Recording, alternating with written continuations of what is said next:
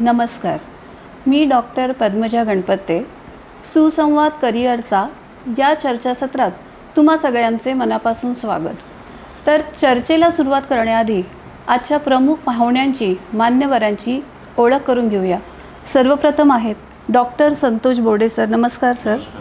Dean student progression and industry relation and assistant director JSPM TSSM group. आणि doctor Prashant Kumbharkar sir, head computer engineering, dean planning and development, JSPM group. Welcome sir. तर आजचा महत्त्वाचा विषय हाच आहे की artificial intelligence and ऑटोमेशनच्या युगात अभियांत्रिकी शिक्षण आणि करिअर कसं यशस्वी करायचं, तर याच विषयावर आपण आज चर्चा करणार आहोत. तर मागच्या आठवड्यात आमच्या टीमने एक सर्वे केला होता. त्यामध्ये इंजिनिअरिंग ग्रॅज्युएट्सना प्रश्न विचारण्यात आले आणि त्यांनीही आपले प्रश्न मांडले. तर आमच्या असं लक्षात आलं की तरुणाईला भेडसावणारा एक मोठा प्रश्न सध्या आहे आणि तो म्हणजे आर्टिफिशियल इंटेलिजन्स आपले जॉब रिप्लेस करतील का. तर याच प्रश्नासंदर्भात आपण पाहतोय की गेल्या 1-2 वर्षात आर्टिफिशियल इंटेलिजन्स आणि ऑटोमेशन प्रत्येक उद्योगधंद्यात, क्षेत्रात, इंडस्ट्रीज, सेक्टर्समध्ये डोकावलं आहे. ChatGPT 6 महिन्यापूर्वीच आलं आणि आपण पाहतोय की स्लोली, हळूहळू ते एक जॉब रोल रिप्लेस करतं आहे. त्या संदर्भातच पहिला प्रश्न मला बोर्डे सरांना असा विचारायचा आहे, मागच्या वर्षीच्या तुलनेत यावर्षीचा जॉब मार्केट ट्रेंड हा कसा असेल आणि कुठल्या उद्योग क्षेत्रामध्ये रोजगारच्या जास्त संधी इंजिनिअरिंगच्या ग्रॅज्युएट्ससाठी उपलब्ध होतील असं तुम्हाला वाटतं? पॅन्डेमिक जेव्हा आला 2020 मार्चच्या नंतर, तो काळ असा होता जिथे ITचा रिक्रुटमेंट भरभराटीनं वाढला. साधारण 22% जास्त रिक्रुटमेंट झाला त्यावेळेस. आणि मार्केटमध्ये, समाजामध्ये, सामान्य माणसामध्ये, पॅरेंट्समध्ये, यंगस्टर्समध्ये असा न्यूज पसरला की ITमध्ये जॉब मिळणं सोपं आहे. आणि त्यांनी बघितलं की साधारण मुलाजवळ 3 ते 4 ऑफर होते. आणि लॅटरल रिक्रुटमेंटमध्ये पण जो सिनारिओ होता, लोकांनी आपले पॅकेजेस खूप वाढवून घेतले. ज्याचा 4-5 लाख पॅकेज राहायचा तो 10, 12, 15 पर्यंत गेला. पण तो काळ आता नाही राहिलेला आहे हे समजून घेणं, हे रिॲलिटी चेक समजून घेणं गरजेचं आहे. आत्ताचा काळ सध्या ITचा खास करून हा रॅशनलायझेशनचा आहे.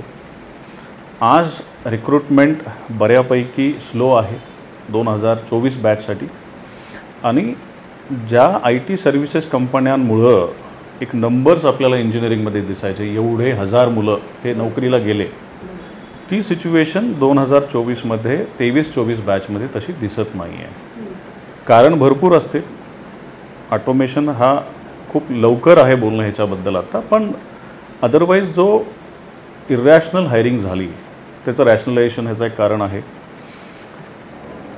Demographic situation, geopolitical situations, business scenario ह्याच्यामध्ये बरंच उलटपलट झालेलं आहे. तर मार्केटमध्ये सध्या स्लोडाऊन आहे ITमध्ये.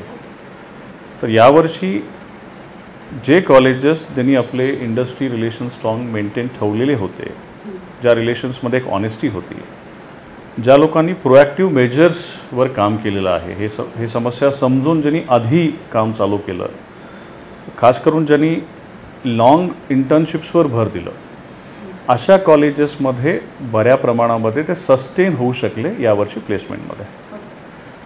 आता कुठल्या गोष्टीमध्ये तुमचा सेकंड जो भाग होता, बाकी इतरत्र ब्रँच, त्याच्याबद्दल कसं आहे situation compare to past 5-7 years किंवा 8 इयर्स. कोर हायरिंगमध्ये मुवमेंट चांगला आहे. मॅन्युफॅक्चरिंग, ऑटोमोबाईल या कंपन्यांमध्ये मुलांना प्रोफाइलिंग पण चांगलं मिळणं हे चालू झालेलं आहे. आणि पॅकेजमध्ये पण इम्प्रूव्हमेंट्स आहेत. म्हणजे एक असा काळ आपण बघितला की प्रत्येक ब्रँचमध्ये जाणारा मुलगा ITकडे डायव्हर्ट व्हायचा. पण आत्ता या वर्षीचा जो अनुभव आहे, थोड्या प्रमाणामध्ये मला असं दिसतं आहे की जे हार्डकोर टेकर्स आहेत कोर ब्रँचेसचे, मला मेकॅनिकल इंजिनियर बनायचं आहे किंवा इलेक्ट्रिकल, ते मुलं तिथे जाताना आता दिसत आहेत. तर कुठं ना कुठं बॅलन्स मार्केट स्वतःला करत जाईल असं मला वाटतं. फारच छान. तर दुसरा एक नेहमीचा प्रश्न आहे तो आहे स्किल एज्युकेशनचा. तर आपण नेहमी म्हणतो की स्किल एज्युकेशन इंजिनिअरिंग ग्रॅज्युएट्स किंवा कोणत्याही ग्रॅज्युएटसाठी फारच महत्त्वाचं आहे. तर इंजिनिअरिंगसाठी स्पेसिफिकली टेक्निकल आहे आणि नॉन टेक्निकल आहे. तर टेक्निकलमध्ये असे कुठले कोर्स स्पेसिफिक किंवा आपण म्हणू इंडस्ट्री स्पेसिफिक असे काही स्किल्स आहेत का, आणि इन जनरल कुठले सॉफ्ट स्किल्स मुलांनी शिकले पाहिजेत असं वाटतं तुम्हाला? हा प्रश्न तसा खूप ब्रॉड आहे, पण ह्याला इंजिनिअरिंगच्या पर्स्पेक्टिव्हनं जर उत्तर द्यायचं झालं, इंजिनिअरिंग एज्युकेशन पर्स्पेक्टिव्ह, जो मुलगा ज्या ब्रँचमध्ये शिकतो आहे, समजा मुलगा कम्प्युटर IT ब्रँचमध्ये आहे किंवा इलेक्ट्रॉनिक्स इलेक्ट्रिकल किंवा मेकॅनिकल किंवा सिव्हिल किंवा जो कोणी ब्रँच, एक्सपेक्टेशन इंडस्ट्रीला एका फ्रेशर करून फार जास्त नसतं. हे मिथ आहे की फ्रेशरनी खूप गोष्टी करायला पाहिजे, असं नाही आहे. ज्या ब्रँचमध्ये जो मुलगा शिकतो आहे त्या ब्रँचचे जे फंडामेंटल कोर सब्जेक्ट्स असतील, साधारण कुठल्याही इंजिनिअरिंग ब्रँचमध्ये 5 ते 7 मॅक्सिमम हे फंडामेंटल सब्जेक्ट्स असतात. त्या फंडामेंटल सब्जेक्ट्सचे कॉन्सेप्ट्स त्या मुलांचे चांगले राहणे हे बेसिक गरज आहे. सेकंड, त्याच्यामध्ये ज्या ब्रँचमध्ये तुम्ही शिकताय त्या ब्रँचच्या पलीकडं जाऊन किंवा ब्रँचमध्येच तुम्ही एखादा दुसरा चांगला प्रोजेक्ट बनवला तर तुम्ही इंटरव्ह्यूला फेस करताना चांगलं जस्टिफाई करू शकता. कारण प्रोजेक्टच्या माध्यमातून तुम्ही टीम स्पिरिट शिकता, इनिशिएटिव्स घेणं शिकता, रिअल टाईम प्रॉब्लेम स्टेटमेंटवर कसं काम करायचं आहे ह्याच्याबद्दल तुम्हाला माहिती होतं. तुमचा प्रॉब्लेम स्टेटमेंट कुठल्या डोमेनमध्ये आहे, ॲग्रिकल्चरमध्ये आहे का, ऑटोमोबाईलमध्ये आहे का, हेल्थकेअर का, एज्युकेशनमध्ये, ह्याच्याबद्दल अभ्यास वाढतो. आणि कुठे ना कुठे जेव्हा तुम्ही एका प्रॉब्लेमवर काम करता, जेव्हा तुम्ही त्याला प्रेझेंट करता, त्याच्यामुळे तुमचा कॉन्फिडन्स पण वाढतो. मार्केट रिसर्च, मार्केट सर्वे सगळं इन्व्हॉल्व होतं. आणि येणारी टेक्नॉलॉजी किंवा upcoming trend, irrespective of branch, तुम्हाला त्याच्याबद्दल थोडीशी माहिती ठेवणे. मी असं म्हणत नाही की तुम्ही एक्सपर्ट व्हा AI, ML, cyber security, data science, पण काय जगामध्ये नवीन घडतं आहे त्याच्याबद्दल थोडंसं कॉमन सेन्स डेव्हलप करणं हे सफिशियंट आहे. पण तुम्हाला हार्डकोर टेक्नॉलॉजिस्ट व्हायचं आहे पर्टिक्युलर नवीन क्षेत्रामध्ये, तुम्ही प्रोजेक्ट्स तसे पिक करा, त्याच्यावर त्या टेक्नॉलॉजीचा किती वापर तुम्ही त्या वयानुसार, नॉलेज अनुसार करू शकता त्याचा बॅलन्स ठेवायचा प्रयत्न करा. आणि ह्याच्यासाठी कुठल्याही ब्रँचचं कन्स्ट्रेंट नाही आहे. ॲज अ सिव्हिल इंजिनियर पण तुम्ही डेटा सायन्स विचार करू शकता, ॲज अ मेकॅनिकल इंजिनियर तुम्ही मशीन लर्निंग याबद्दल काम करू शकता. असं विजन ठेवायला हरकत नाही आहे. सॉफ्ट स्किल इंडस्ट्रीमध्ये जर तुम्हाला काम करायचं आहे किंवा समाजामध्ये वावरायचं आहे तर टेक्नॉलॉजिकल नॉलेज असणं हा एक पार्ट आहे, सामान्य ज्ञान असणं हे एक पार्ट आहे, पण त्याला चांगलं प्रेझेंट करता येणं, त्याला कॉन्फिडेंटली मांडता येणं हे तुमच्या पर्सनल ग्रोथसाठी आणि तुम्हाला एक सक्सेशन प्लॅनिंगमध्ये तुम्ही उद्या कुठं बसणार आहात ऑर्गनायझेशनच्या स्कीममध्ये 5, 10, 15 वर्षामध्ये, तर तुमचे इंटरपर्सनल स्किल्स मॅटर करतात, तुमचं कम्युनिकेशन मॅटर करतो, तुम्ही बिझनेस कसं तुमच्याकडं ओढता किंवा क्लायंटला कसं तुम्ही सांभाळून ठेवू शकता, ह्या सगळ्या गोष्टींसाठी सॉफ्ट स्किल अत्यंत महत्त्वाचं आहे. आणि कॉलेजेसमध्ये जेव्हा जेव्हा मुलांना संधी मिळत असेल ज्या प्लॅटफॉर्मवर, त्यांनी त्याला लिव्हरेज करायला पाहिजे, उपयोग करून घ्यायला पाहिजे. जेवढं ते स्टुडंट टेक्निकल गोष्टीसाठी मेहनत करतो आहे, मला असं त्यांना म्हणायचं आहे की त्यांनी इक्वली त्यांनी ह्या साईडकडं पण लक्ष ठेवायला हरकत नाही फॉर गुड सक्सेस रेशिओ. तर आता डॉक्टर प्रशांत कुंभारकर सरांसाठी माझा प्रश्न आहे की अभियांत्रिकी कॉलेजेस जे आहे त्यांच्यासाठी क्वालिटी पॅरामीटर्स हे कोणते असावेत, कारण त्याचा प्लेसमेंटवर हा परिणाम होणारच आहे आणि तो कसा होतो, तर याबद्दल तुमचं काय मत आहे? इंजिनिअरिंग कॉलेजेस सिलेक्ट करताना किंवा कोर्स सिलेक्ट करताना त्या कॉलेजचा जो कम्प्युटर इंजिनिअरिंग, सिव्हिल इंजिनिअरिंग हा जो प्रोग्राम आहे तो ॲक्रिडिटेड आहे का? नॅशनल बोर्ड ऑफ ॲक्रिडिटेशन ही एक संस्था आहे नॅशनल लेवलला जी क्वालिटी पॅरामीटर्सवर इन्स्टिट्यूटला असेस करते, त्या प्रोग्रामला असेस करते. तर ते जर कोर्स ॲक्रिडिटेड असेल नॅशनल बोर्ड ऑफ ॲक्रिडिटेशनचा तर नक्कीच तिथे चांगलं एज्युकेशन मुलाला मिळते. आणखी काही ॲक्रिडिटेशन्स आहेत, NAAC आहे, नॅशनल ॲक्रिडिटेशन अँड असेसमेंट काउन्सिल, त्यांच्या थ्रू ॲक्रेडिटेशन संस्थेचं झालेलं असेल, त्यांची ग्रेड असेल A+, किंवा A ग्रेड, तर निश्चितच तिथे सर्व प्रॅक्टिसेस चांगलं आहे. त्यांची असेसमेंट करण्याची पद्धत काही पॅरामीटर्सवर डिपेंड करतं. जसं की त्याच्यात नॅकमध्ये 7 त्यांनी पॅरामीटर्स दिलेले आहेत. एक पहिलं आहे करिक्युलम कसा आहे, त्याच्यानंतर 1000 मार्काचं हे असेसमेंट असतं. सेकंड टीचिंग लर्निंग मेथड कशी आहे. थर्ड क्रायटेरियामध्ये रिसर्च तिथे कसा होतो, स्टार्टअप कसे आहेत. चौथ्या याच्यामध्ये इन्फ्रास्ट्रक्चर कसं आहे. पाचव्या क्रायटेरियामध्ये स्टुडंट प्रोग्रेशन, म्हणजे हायर स्टडीजला किती मुलं गेले, प्लेसमेंट किती मुलांची झाली, मुलांनी काय काय ॲक्टिव्हिटीज केल्या, हे सर्व त्याच्यामध्ये असेस केलं जातं. सिक्स्थमध्ये तिथला गव्हर्नन्स कसं आहे, मॅनेजमेंट कसं आहे. आणि 7th जो आहे तिथला बेस्ट प्रॅक्टिसेस काय आहेत, कुठले डेज तिथे सेलिब्रेट होतात किंवा कुठल्या ॲक्टिव्हिटीज तिथे मुलांसाठी होतात. तर हे सर्व असेसमेंट करणारी जी संस्था आहे त्यांची ग्रेड जर A++ असेल तर निश्चितच ते इन्स्टिट्यूट चांगलं आहे.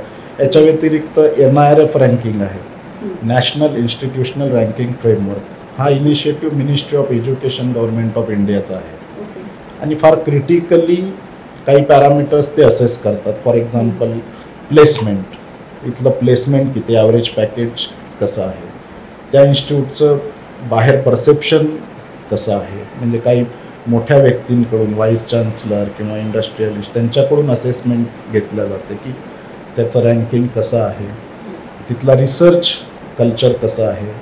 तर हे सर्व असेसमेंट करून हे जे ॲक्रिडिटेशन्स इन्स्टिट्यूटला मिळतात, NIRF, NBA किंवा NAC, हे जर असेल तर निश्चितच त्या इन्स्टिट्यूटमध्ये क्वालिटी एज्युकेशन हे विद्यार्थ्याला मिळते. ओके, फार सुंदर तुम्ही माहिती दिलीत आणि मला वाटतं पेरेंट्सना याचा नक्की उपयोग होईल कॉलेज सिलेक्ट करताना. तर पुन्हा एकदा डॉक्टर बोर्डे सरांकडे मी येते. तर जे विद्यार्थी पदवी झाल्यानंतर नोकरी मिळवू शकत नाहीत, तर त्यांच्यासाठी तुम्ही कुठले पर्यायी करिअर ऑप्शन तुमच्या मते असतील? प्रत्येक मुलगा जो इंजिनियर बनतो, प्रत्येकाला डिग्री झाल्या नोकरी मिळेलच असं होत नाही. हे एक सिंपल फॅक्ट आहे जे सगळ्यांना आपल्याला माहिती आहे. अशा केसमध्ये मुलं काय करतात, जे काही ट्रेनिंग इन्स्टिट्यूट्स आजूबाजूला असतील, जे काही त्यांची ब्रँडिंग असेल, त्या नावाखाली हॉट कोर्स कुठला आहे, कोण प्लेसमेंटचे जास्त ब्रँडिंग करतो आहे, ते सगळं बघून मुलं तिथं इन्व्हेस्ट करतात आणि त्यांना असं वाटतं की तो 6 महिन्याचा, 3 महिन्याचा, 1 वर्षाचा कोर्स केला तर त्यांना जॉब निश्चित मिळेल. पण असं होत नाही. त्याचं कारण असं आहे, 4 वर्षामध्ये जे चुका एका कॅन्डिडेटकडून झालेले आहेत, जे त्याच्या लक्षात आलेले नाही. 4 वर्षामध्ये 4थ्या वर्षी त्याला जे संधी मिळाले होते, जे त्याला कन्वर्ट करता आले नाहीत आणि त्याच्यावर त्याचं इंट्रोस्पेक्शनच झालेलं नाही.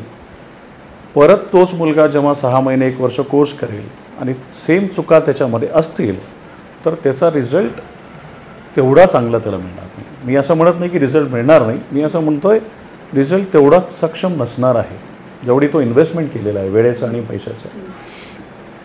म्हणून मुलांनी ट्रेनिंगसोबत डिग्री झाल्यानंतर जर जॉब मिळत नसेल तर क्वालिटी इंटर्नशिप्सकडे वळायला पाहिजे. तिथं स्टायपेंड आहे नाही आहे, तो इंटर्नशिपचा एरिया रिलिव्हंट आहे त्याच्या डिग्रीसाठी किंवा नाही आहे. कारण रिलिव्हंट नसेल त्याला एक नवीन क्षेत्र, नवीन आयाम एक्सप्लोअर करायची संधी मिळेल. कदाचित त्याची स्ट्रेंथ तिथं दडून असेल जे त्यानं एक्सप्लोअर करायला मिळालं नाही. मे बी रिलिव्हंट आहे आणि तो जो गोष्टी समजू शकला नाही 4 वर्षाच्या एज्युकेशनमध्ये, तो रिलेट करत जाईल की हे गोष्टी आता मार्केटच्या प्रमाणे इथे मला डिलिव्हर करायचं आहे. सो वन ऑप्शन इज इंटर्नशिपसाठी त्यांनी प्रयत्न करायला पाहिजे, कारण अनुभव ॲड होत जाणार. जरी त्याच्या हातात जॉब फुल टाईम नाही आहे, पण 1 महिना, 2 महिना, 3 महिना पुढं जेव्हा तो इंटरव्ह्यू देत जाईल त्याच्याकडे एक बॅकअप असेल, एक स्टोरी असेल, सक्सेस स्टोरी सांगण्यासाठी की मागच्या 3 महिन्यामध्ये डिग्रीनंतर मी काय करत होतो, त्याच्यानं फरक पडेल. किंवा त्याची जे स्ट्रेंथ्स त्याला वाटतात की ह्या एरियामध्ये माझं स्ट्रेंथ आहे, माझं पॅशन आहे, हे गोष्टी मी एन्जॉय करतो आहे, त्या एरियामध्ये येणारा जो कोर्स असेल तो त्याला घ्यायला पाहिजे. मे बी तो त्याच ब्रँचचा असेल ज्या ब्रँचमधून तो पासआउट झाला, मे बी तो काही एकदम वेगळा असू शकतो. So this is a journey of your self exploration after your graduation. ह्याच्यामध्ये काहीच प्रॉब्लेम नाही आहे. तिसरा ऑप्शन असू शकतो, फॉरेन लँग्वेजेसला खूप डिमांड आहे आणि काही लँग्वेजेसची एवढी जास्त गरज आहे आज मार्केटला की तुमच्याकडं तो लँग्वेज असेल तर तुम्हाला खूप जास्त फायदा होतो. जसं Japanese example, Japanese language resource मार्केटसाठी अत्यंत महत्त्वाचा आणि इम्पॉर्टंट ॲस्पेक्ट आहे. मग जर मी प्लेस नाही झालो आहे, माझ्याकडे जॉब नाही आहे आणि मी मार्केटमध्ये स्ट्रगलर आहे, तर असा लँग्वेज मी करायचा प्रयत्न केला. साधारण 9 ते 10 महिन्यामध्ये 2 लेवलची मेल कंप्लीट करू शकतो. So I can put up myself to the market as a BTech in something plus I know a bit of Japanese और जर्मन और मॅन्डरिन. कारण लँग्वेज हा लाईफ स्किल आहे. कदाचित तुम्हाला असे आयाम मिळतील जे फक्त कोडर किंवा डिझायनर म्हणून नाही आहेत, पण तुमचं लँग्वेजचं महत्त्व खूप आहे. So likewise there are many opportunities. तुम्ही फक्त आपलं इंजिनिअरिंगचा कोर्स जोडू नका जेव्हा तुम्ही प्लेस नाही झाले. स्वतःची कॅपेबिलिटी ओळखा, पॅशन ओळखा, त्याच्यामध्ये तुम्ही 100% देऊन एक्सप्लोर करा, तर तुम्हाला फायदा होईल. फारच कन्स्ट्रक्टिव्ह फीडबॅक आहे असं मला वाटतं. हो नक्की सर. सरांनी सांगितलं ते निश्चितच करायला पाहिजे. पण व्यावसायिक अभ्यासक्रम पदवीधर जेव्हा करतो त्याच्यानंतर तो संभ्रमित असतो पुढे काय करायचं. तर निश्चितच त्यांनी नवीन कौशल्य शिकायला पाहिजे त्या रिलेटेड. सपोज सिव्हिल इंजिनिअरिंग आहे तर त्यात कुठले सॉफ्टवेअर्स आता मार्केटमध्ये आहे त्याचं सर्टिफिकेशन करायला पाहिजे. बेंटली सॉफ्टवेअर आहे किंवा मेकॅनिकलचं स्टॅड प्रो आहे किंवा ऑटोकॅड आहे किंवा कम्प्युटर इंजिनिअरिंग आहे. तर कुठल्या तरी एका क्षेत्रात स्पेशलायझेशन, सायबर सिक्युरिटी किंवा डेटा सायन्स असं स्पेशलायझेशन सर्टिफिकेट निश्चित करायला पाहिजे. याच्या व्यतिरिक्त माझ्या मते बऱ्याचशा संधी आहेत. उच्च शिक्षणाचा पर्याय एक चांगला आहे. तर इंजिनिअरिंग करत असताना गेट एक्झाम एक असतं, graduate aptitude test in engineering. जर त्याला नोकरी मिळाली नाही, त्याचा जर गेट स्कोर असेल तर निश्चित त्यांनी MTechला जावं. IITमध्ये त्याला स्टायपेंड मिळेल, ॲज गुड ॲज नोकरी करण्यासारखं आहे आणि उच्च शिक्षण पण होईल. किंवा त्यांनी GRE, TOEFL, IELTS विदेशात जर त्याला इच्छा असेल तर तिथे तो पोस्ट ग्रॅज्युएशनसाठी विदेशात जाऊन हा पर्याय एक निवडू शकतो उच्च शिक्षणाचा. आणि गेट जर असेल तर PUC ज्या आहेत, पब्लिक कंपनीज ज्या आहेत, NTPC आहे किंवा VEL आहे, तशा ठिकाणी जॉब अपॉर्च्युनिटीज असतात. फारच सुंदर. म्हणजे मला असं वाटतं की जर स्टुडंट इंजिनिअरिंगचे ऐकत असतील तर ह्या दोन्ही फीडबॅक मला फारच कन्स्ट्रक्टिव्ह वाटले आणि यांचा त्यांनी नक्की विचार करावा त्यांच्या भविष्यासाठी. आजच्या तरुणाईपुढे जॉब सिक्युरिटी आणि जॉब स्टेबिलिटी हे फारच महत्त्वाचे प्रश्न आहेत. कारण येणाऱ्या 5-10 वर्षाच्या काळामध्ये आर्टिफिशियल इंटेलिजन्समुळे फार बदल होणार आहेत आणि या बदलांमुळे एक अनिश्चितता ही निर्माण होणार आहे. तर आजच्या पिढीला आणि तरुणाईला जे सोशल मीडियाने इन्फ्लुएन्स होतात तर त्यांना तुम्ही त्यांची मानसिकता काय ठेवावी या काळादरम्यान, याबद्दल त्यांना तुम्ही दोघंही काय सल्ला द्याल? अतिशय रिलिव्हंट प्रश्न आहे आजच्या काळासाठी. आपण कुठेही गेलो तर साधारण आपल्याला ऐकण्यात येतं की AI आणि ChatGPTमुळं हे होणार आणि ते होणार.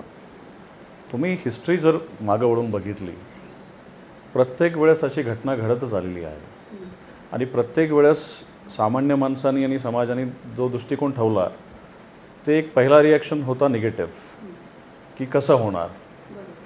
इवन जेव्हा ऑफिसेसमध्ये मला आठवतं ERP चालू झाला तर मॅन्युफॅक्चरिंगमधले एम्प्लॉई त्याला रिॲक्ट करायचे की हे आता काम वाढलं. पण आता लोकांना वाटते की नाही, हे खूप महत्त्वाचं होतं आणि याच्यामुळं आम्हाला चांगले काम करण्यामध्ये आम्हाला वेळ टाकता येतो आहे. तर जेव्हा केव्हा टेक्नॉलॉजी किंवा कुठलीही नवीन गोष्ट येतं साधारण त्या टाईमला तो रिॲक्शन नॉर्मल आहे. आणि AI-MLला निगेटिव्हली बघण्यापेक्षा मला वाटतं की लोकांनी त्याला पॉझिटिव्हली ॲडॉप्ट करणं आणि खास करून या पिढीनं आणि पुढच्या पिढीनं पॉझिटिव्हली बघणं गरजेचं आहे. हे स्किल्स जसं मी म्हणाले की प्रत्येक गोष्ट 100% समजणे येणे हे गरजेचं नाही आहे, कारण प्रत्येक माणसाचा रोल वेगळा आहे. त्या रोलच्या अनुषंगानं तुमच्या आयुष्यामध्ये त्याचा किती उपयोग होऊ शकतो, किती प्रमाणात तुम्हाला ते समजून घ्यायला पाहिजे, हे फोकस तुम्हाला ठेवायला पाहिजे. मग घाबरायची याच्यामध्ये पहिले तर गरज नाही आहे. ऑफकोर्स एखादी गोष्ट ऑटोमेशनमध्ये आली तर जिथं जास्त लोक लागणार होते तिथं कमी लोक लागतील, हे प्रकृतीचा नियम आहे. 10च्या जागी 5 लागतील, 5च्या जागी 1 लागेल, ह्याचा अर्थ असा नाही की दुसरे नवीन जॉब क्रिएट नाही होणार, ते संधी पण निर्माण होणार. मग त्याच्यासाठी नवीन मानसिकता, नवीन स्किल्स, नवीन चांगला ॲटिट्यूड हे गरजेचं आहे. दुसरी बाजू, इंडस्ट्रीमध्ये पहिले जॉब लागल्यानंतर एक ट्रेंड होता, जसं आपले आईवडील होते, जॉब लागले तर रिटायर तिथं झाले. त्याच्यानंतरची पिढी आली, मग जॉब लागल्यानंतर 4-5 स्विचेस केले. मग आत्ताची पिढी आली जे स्विच नेहमीच करत राहणार. सो कुठे ना कुठे स्टॅबिलिटी हा वर्ड हळूहळू रिलिव्हंट राहणार नाही असं मला वाटतं. हे खूप स्टेटमेंट थोडा ॲग्रेसिव्ह असू शकतो, पण असं दिसतं. मग रिलिव्हंट राहणे, सातत्यानं, हे नवीन फॉर्म्युला आहे. आज मी या मार्केटसाठी रिलिव्हंट आहे का, हे प्रश्न प्रत्येकाने आपल्याला विचारण्याची गरज आहे. मी आज कंपनीत लागलो, टिकणार 15 वर्ष 20 वर्ष मला माहिती नाही आहे. कारण टेक्नॉलॉजिकल डिस्रप्शन्स दर 3-5 वर्षाला आपण एक्सपेक्ट करू शकतो. चेंजेस, ऑटोमेशनचे इम्पॅक्ट आपण विटनेस करू शकतो. आजची परिस्थिती हे खरी आहे. आज आपल्याला चांगलं डिलिव्हर करायचं आहे आणि ऑन द टोस आपल्याला राहून लर्निंग ॲबिलिटी वाढवायची आहे. काळानुसार बदल घेणे हे आज आपल्याला घेऊन चालायचं आहे यंगस्टरला. तो असं नाही म्हणणार की मी आता जॉब लागलं आहे तर माझं आयुष्य सेट झालं आहे. हे मानसिकता आत्ता मला वाटतं की नाही चांगली. आणि इथं थोडं मी एक लक्झरी घेतो IT आणि कोरचा अँगल आणण्यासाठी. IT मध्ये जाणे ॲज अ फ्रेशर हे सोपं आहे असं मला वाटतं. आणि ITमध्ये अपॉर्च्युनिटीज थोडे असतात कारण आपण सर्व्हिसेस इंडस्ट्रीमध्ये जास्त आहोत ॲज अ कंट्री आणि संख्याबळ जास्त घेता येतं. पण ITमध्ये टिकून राहणं आणि लाँग टर्म राहणं हा एक चॅलेंज होऊ शकतो. कोरमध्ये सुरुवात जड असू शकते, पण हे ते ओल्ड वाईनसारखं आहे. जेवढं तुम्ही टिकत गेले, जेवढे तुम्ही जुने होत गेले, तुमचं आयुष्य आणि तुमचा रोल हा वाढत जातो. तर कुठे ना कुठं यंगस्टरनी दोन्ही गोष्टींना पॉझिटिव्हली घ्यायला पाहिजे. आणि तो हे पण डोक्यात ठेवायला पाहिजे की कुठल्याही इंडस्ट्रीमधून कुठल्याही इंडस्ट्रीमध्ये जाणे हे अवघड नाही आहे जर आपण स्किल्स रिलिव्हंट ठेवले. मी ह्याच इंडस्ट्रीमध्ये राहणार किंवा हेच स्किल करणार हे हट्ट नको. थोडी फ्लेक्झिबिलिटी प्रत्येका यंगस्टरमध्ये आज अपेक्षित आहे असं मला वाटतं. की हे जेवढं मला आठवतं तेवढं मी उत्तर दिलं आहे तुम्हाला. जे प्रश्न मला आठवते सरांना मी रिक्वेस्ट करतो. मी थोडं याच्यामध्ये बोलेल. विद्यार्थ्यांची मानसिकता म्हणण्यापेक्षा मला जर असं वाटतं विद्यार्थ्याकडे नेतृत्व कौशल्य असेल, संवाद कौशल्य असेल, टीमवर्कमध्ये काम करण्याचं कौशल्य असेल तर तशी मानसिकता येण्याचं काही कारण नाही. आणि सरांनी सांगितल्याप्रमाणे आता ही जनरेशन आहे ते फ्रिक्वेंटली जॉब चेंज करत राहतात. तर ह्या गोष्टी जर असतील, संवाद कौशल्य, नेतृत्व कौशल्य, तर तो निश्चितच कुठेही एक्सेल करेल. फक्त त्यांनी पेशन्स ठेवणं गरजेचं आहे. आणि त्यांनी जर कोर त्याचे कन्सेप्ट्स क्लिअर असतील आणि नवीन कौशल्य, नवीन शिकत राहण्याची इच्छा असेल तर त्यांनी निश्चित त्याच्या भविष्याप्रमाणे त्यांनी विचार करावा. आणि थोडं मी याच्यात ॲड करेल की नैतिकता किंवा व्हॅल्यूज ज्याला म्हणू आपण ते आत्मसात करणं खूप गरजेचं आहे या पिढीला. ते जर नसेल तर ते थोडं मानसिकतेमध्ये त्याच्या बदल पडेल. तर याच्या टेक्निकलसोबत त्यांनी नैतिकता, ह्युमन व्हॅल्यूज किंवा हे काही आता आपली जे राष्ट्रीय शिक्षण प्रणाली आली आहे 2020 नॅशनल एज्युकेशन पॉलिसी, त्याच्यामध्ये या सब्जेक्ट्सवर खूप भर दिलेला आहे. कल्चरल ॲक्टिव्हिटीजला क्रेडिट्स दिलेले आहेत.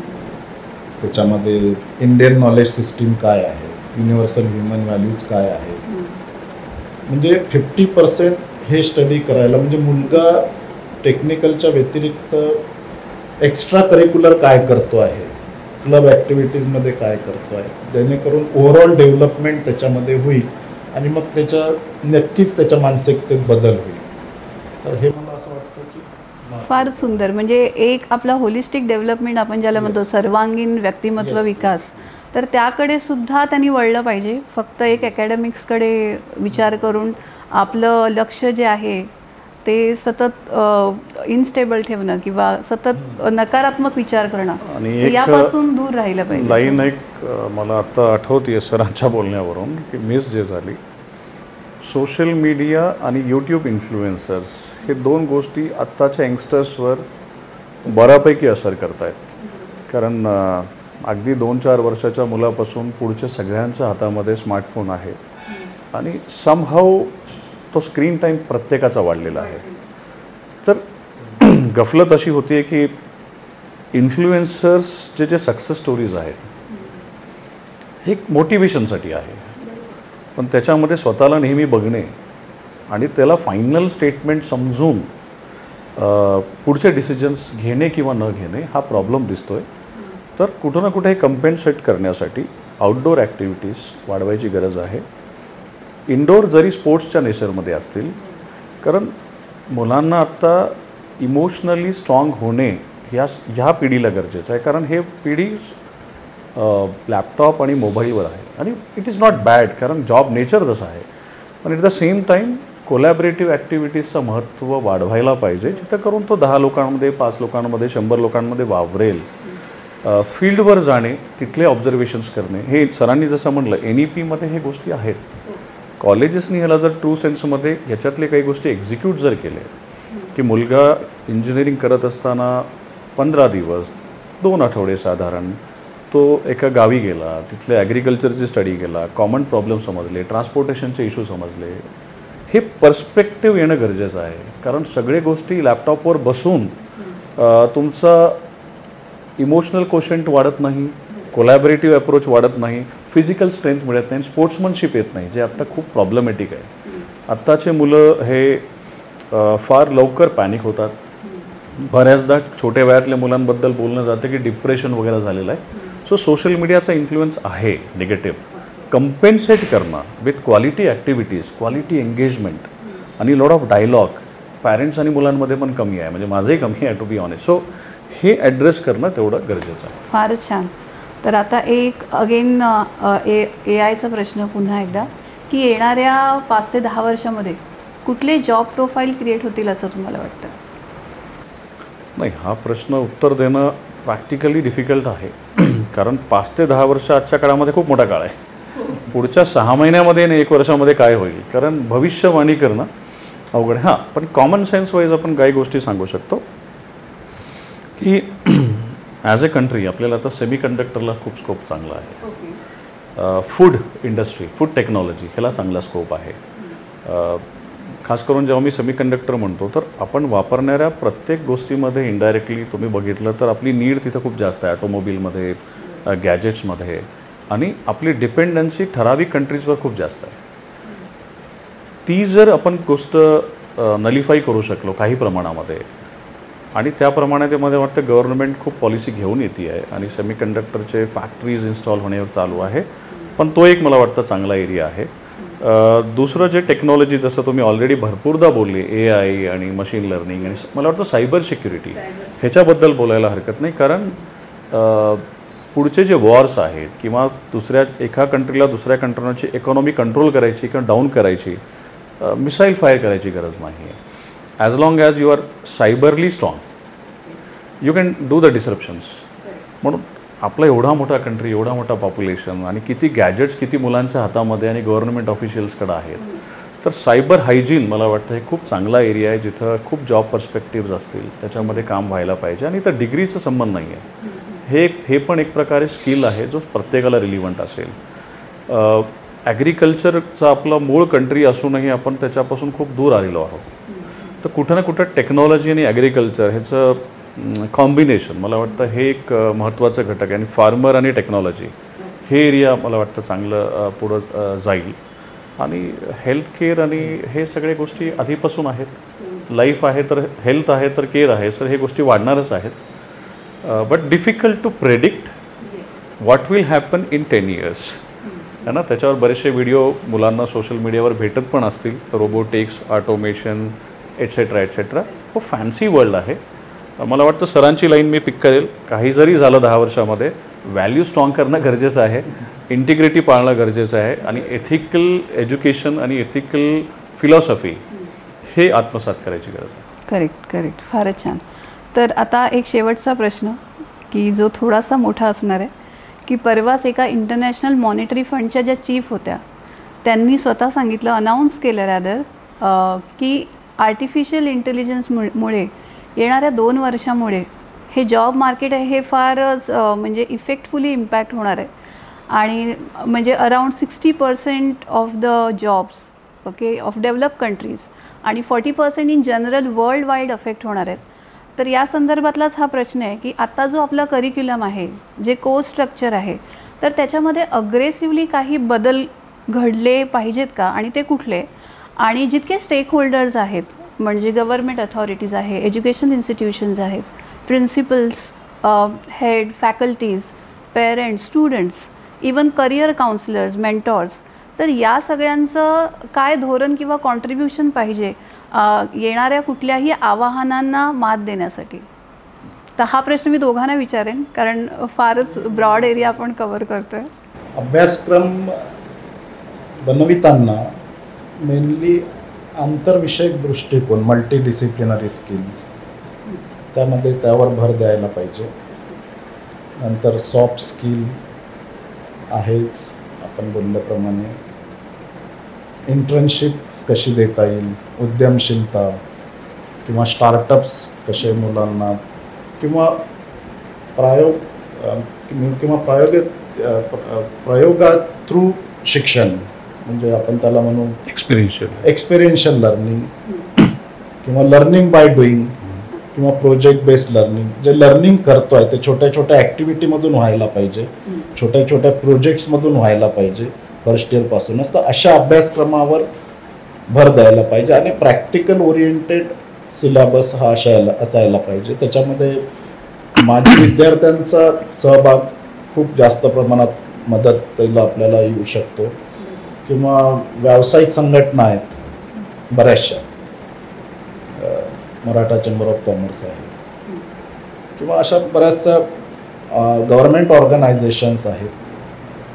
इंजिनिअरिंगच्या क्षेत्रात जर म्हटलं तर IEEE आहे किंवा अशा दृष्टिकोनातून जे आपल्याला अभ्यासक्रम करता येईल याचा स्टडी करून आणि त्यामध्ये सर्वांचा सहभाग जर ठेवला. आता बऱ्याचशा गोष्टी ह्या NEPमध्ये त्यांनी प्रयत्न केलेला आहे करायचा. तर मला वाटतं सरांनी सांगितल्याप्रमाणे इंटर्नशिप, सॉफ्ट स्किल, इंटरडिसिप्लिनरी किंवा मल्टीडिसिप्लिनरी दृष्टिकोन हा, तर कारण आता कुठल्याही क्षेत्रात म्हटलं की कुठल्या एका इंजिनियरचं काम नाही आहे. तिथे कम्प्युटर इंजिनियर लागतो, तिथे इलेक्ट्रॉनिक्स इंजिनियरही लागतो, तिथे मेकॅनिकल इंजिनिअरिंगही लागतो. तर आपसात या ब्रांचमध्ये कोऑर्डिनेशन असणं महत्त्वाचं आहे आणि कलेक्टिव्हली हे जे काय प्रोजेक्ट्स करतात मुलं शिकत असताना ते इतर ब्रांचचे मिळून सर्वांनी मिळून प्रोजेक्ट करायला पाहिजे. तर असं जर कल्चर असेल तर निश्चितच त्याचा फायदा पुढच्या भविष्यात होईल असं मला वाटतं. आणि त्या व्यतिरिक्त जे नेतृत्व कौशल्य, टीमवर्क, ह्या गोष्टी आपल्याला लागणारच आहेत. सरांनी बऱ्याच गोष्टी ऑलरेडी कव्हर केलेल्या आहेत. मला पर्स्पेक्टिव्ह असं 2-3 मध्ये घेतो. हा प्रश्न जर एम्प्लॉयमेंट सेंट्रिक जर मी ठेवला तर एज्युकेशनमध्ये चेंजेस कुठे पाहिजे, एज्युकेशनमध्ये फ्लेक्झिबिलिटी आणायची गरज आहे, जे ऑलरेडी चालू आहे. असं नाही की चालू नाही आहे, सुरुवातीच्या टप्प्यामध्ये आहे. Autonomy, private university, national education policy, हे सगळ्यांचा जर तुम्ही आढावा घेतला तर एकच गोष्ट त्याच्यात येते की मला डिश टेक बनवायची आहे ज्याची गरज आहे. सो आपण असं नाही म्हणू शकत की हेच शिकवायचं आहे. जे डिमांड आहे, जे सप्लाय आपल्याला करायचं आहे टॅलेंटचा, ते ॲज पर दी एक्सपेक्टेशन, मार्केटचे जे एक्सपेक्टेशन आहे ते समजून घेऊन आपल्या सिलेबसमध्ये ते चेंजेस आणणे, त्याच्यासाठी इंडस्ट्रीचा पार्टिसिपेशन एज्युकेशनमध्ये आणणे आणि ॲज ए पार्टनर काम करणे. आपण सप्लाय करतोय, ते घेत आहेत. इकोसिस्टम चांगला पाहिजे, म्हणजे व्यवस्थित कोलॅबरेशन पाहिजे. मग इंडस्ट्रीच्या लोकांना जेव्हा तुम्ही इंडस्ट्रीला पार्टिसिपेट करू घालता आपल्या एज्युकेशनच्या प्रोसेसमध्ये, तर तुमची क्लॅरिटी वाढेल की एम्प्लॉयबिलिटीमध्ये कुठे चेंजेस आणायचे, कुठल्या पर्स्पेक्टिव्हमध्ये आणायचे. इंटर्नशिप सरांनी उल्लेख केला. इंटर्नशिपचे जर तुम्ही 6 महिने किंवा वर्ष असा रोप दिला मुलाला, तर डिग्री जस्ट कागद न घेता, फक्त मार्क्स न घेता, तो फील्डचा अनुभव घेऊन बाहेर जाईल. ह्याच्यापेक्षा मोठं फेवर मुलासाठी काहीच होऊ शकत नाही. He will become relevant. आणि हे झालं एम्प्लॉयमेंट सेंट्रिक. आता बिझनेस सेंट्रिक, कारण हे देश एवढा मोठा आहे, प्रत्येकाला पोट भरणं जॉबसाठी हे तसं अशक्य आहे. मे बी पुढं शक्य होईल, पण आपण ॲज ए सोसायटी जास्तीत जास्त बिझनेस एन्व्हायरमेंट कंड्युसिव्ह बनवणे, त्याच्यासाठी यंगस्टर्सला बिझनेस करण्यासाठी प्रोत्साहित करणे, मला वाटतं हे पण काम कुठं ना कुठं कॉलेजमधून सुरू होऊ शकतो. ह्याला कॉलेजमध्ये स्ट्रगल काय आहे की बरेचसे कॉलेजेस हे प्रायव्हेट कॉलेज, सेल्फ फायनान्स्ड आहेत, त्यांच्याकडे फंडिंग नाही आहे. तुम्ही म्हटलं गव्हर्नमेंट काय करू शकतो? गव्हर्नमेंट हे करू शकतो की चांगले स्कीम्स आणि हे स्कीम्स कॉलेजपर्यंत पोहोचवणे आणि खास करून रुरल भागामध्ये पोहोचवणे आणि तिथे एक इकोसिस्टम क्रिएट करणे आणि त्यांना चांगले मेंटॉर्स जोडून देणे की तिथल्या मुलामध्ये कॅपेबिलिटी आहे एखादी गोष्ट सॉल्व करायची, विचार करायची, ती स्कीम तिथपर्यंत पोहोचणे, तो फंड तिथपर्यंत जाणे हे महत्त्वाचं आहे. ह्याच्यानं we can create more entrepreneurs. खूप सारे बिझनेसवुमन, बिझनेसमॅन आपण बनवू शकतो जे एम्प्लॉयमेंटमध्ये ॲडिशन करू शकतील जनरेट करण्यासाठी. रिसर्च, आपलं स्वतःचं गुगल नाही आहे सपोज, म्हणजे आपण प्रॉडक्ट्स फार असे जगाला दिलेलं नाही आहेत, करतो आहे आपण, नाही असं नाही. मग ती मेंटॅलिटी कधी येणार? ती मेंटॅलिटी फक्त डिग्री करून मार्क्स घेऊन इझी जॉब लागण्यामध्ये होणार नाही, त्याच्यासाठी मेहनत लागते. मग रिसर्च कल्चर एज्युकेशनमध्ये आणणे, मग ह्याच्यामध्ये गव्हर्नमेंट आणि इंडस्ट्री हे दोघंही कोलॅब करू शकतात. आणि कॉलेजेसमध्ये इकोसिस्टम बनवण्यासाठी की रिसर्चमध्ये चांगलं काम कसं होऊ शकतं. आणि research is again related to funding. I want to do research, पण मला फंडिंग नसेल तर मग त्याच्यासाठी मोटिवेशनल चॅनल्स काय असू शकतात. रिसर्च स्ट्रॉंग झाला तर चांगले प्रोडक्ट बाहेर येतील, चांगले प्रोडक्ट बाहेर आले तर देशाचा गौरव वाढेल, देशाचा गौरव वाढेल तर आपलं रेव्हेन्यू वाढेल. It is all connected. So I think सगळ्यांचा रोल आहे आणि बरेच टॉपिक लेंदी आहे, बरेच गोष्टी आपण बोलू शकतो, पण मला वाटतं एम्प्लॉयमेंट, आंट्रप्रनरशिप, रिसर्च हे 3 गोष्टी जरी आपण एज्युकेशनमध्ये ॲड केले बरंच आउटकम बदलू शकतो. फारच छान, फारच छान. म्हणजे हे आन्सर जे आहे दोघांनी दिलेलं ते मला वाटतं कुठेतरी थॉट प्रोवोकिंग आहे सगळ्यांसाठी. आणि सगळे जे स्टेक होल्डर आहे ते जर हे नक्की ऐकत असतील तर आपलं काय कॉन्ट्रीब्युशन असू शकतं येणाऱ्या पिढीसाठी, तर त्याचा त्यांनी नक्की विचार केला पाहिजे. तर आता मी डॉक्टर प्रशांत कुंभारकर सर आणि डॉक्टर संतोष बोर्डे सर यांचं मनापासून आभार प्रकट करते.